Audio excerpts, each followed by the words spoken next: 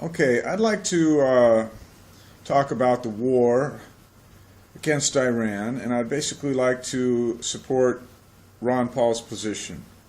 He believes that we shouldn't go to war against Iran unless we follow the Constitution, which means the president has to go to Congress, that you agree that a war is necessary, and then he believes you should get the war over with quickly, which is the first major and gigantic distinction between Ron Paul and the neoconservatives, because they like to go to these wars and then get stuck in nation building and spend trillions of dollars, which that's another point we'll get to later. Ron Paul's position is that if a war is necessary, you go there, you fight the war, you win the war, you get it over with, and then you get out, which makes perfect sense, and it is a dramatic distinction between what he would do in the situation of a war and a neocon president like Romney or Santorum. Okay, the next point about the wars is the moral argument. Now, a lot of Americans, especially ones that watch the mainstream media or the neocons, like if you watch or read Krauthammer or something like this to get your news, or even Hannity or Rush Limbaugh, you've basically been brainwashed. And I used to watch Hannity, I used to watch Rush Limbaugh, so, I'm not someone ignorant about what those people are talking about. I'm saying you've been brainwashed because they only give you one side of the picture, and basically they work your mind up into a frenzy, but they're not giving you all the information. And now as soon as you start hearing some of the information, you think, oh, well, this person's trying to talk bad about America or something. No, just hold on, just wait. Let me give you some information and some real facts. In 1953, we took out the democratically elected Iranian leader and imposed a brutal dictator in Iran. Now, how would you feel if, say, China had done that to our country in 1953? Probably wouldn't be liking, China too much. Okay?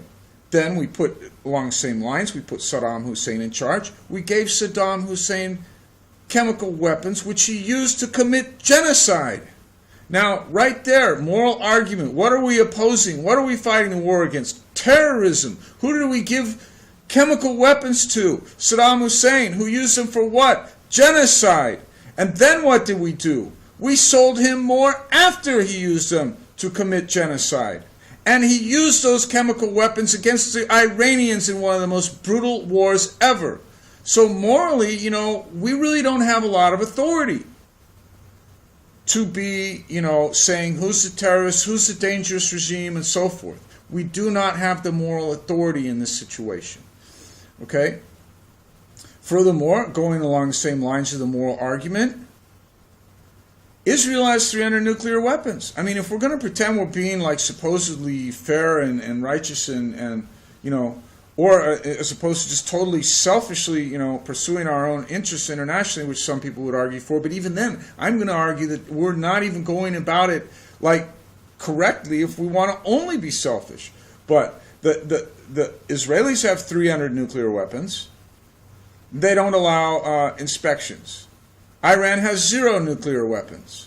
They do allow inspections. Which country are we wanting to go to war against again? Okay? Iran has a city of Jews living there. I think it's more than 10,000 Jews that live in Iran. Please look up the number because I can't remember everything. But it's a decent number, and they're happy there, and they've tried to pay him off to leave. You could guess who wants to pay him off to leave, right? And you could guess the political motivations, and you could guess why. So maybe your tax dollars will be going to pay off the Jews in Iran to leave, so that they can make, claims about how, dangerous Iran is to Jews, when they're really not.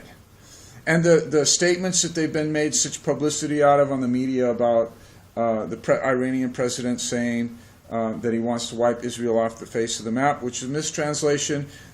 So then it's that he wants to erase them from the book of time or something like that. But what he was talking about, if you get a correct translation, what he was saying is, and it was in 2005, it's been kind of a long time now for them to only have one statement, but he was just talking about the Palestinian conflict.